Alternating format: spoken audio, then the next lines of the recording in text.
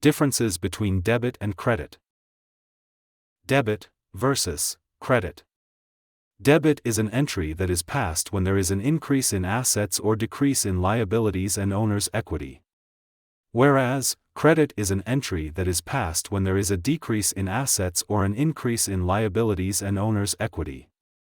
The purpose of debit is to reflect the inflow of value. Whereas, the purpose of credit is to reflect the outflow of value.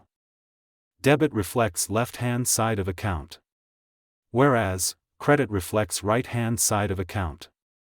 The act of recording debit entry is debiting. Whereas, the act of recording credit entry is crediting. Increase in asset is debit.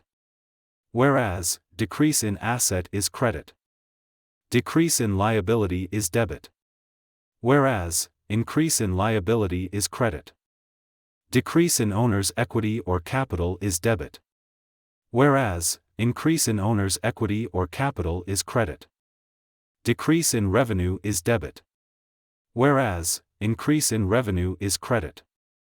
Decrease in income is debit. Whereas, increase in income is credit. Increase in expense is debit.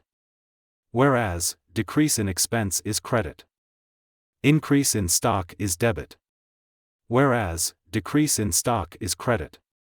Receiving cash and buying supplies are examples of debit.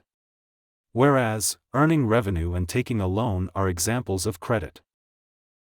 Kindly subscribe my YouTube channel Thesis Helper. Thanks for watching.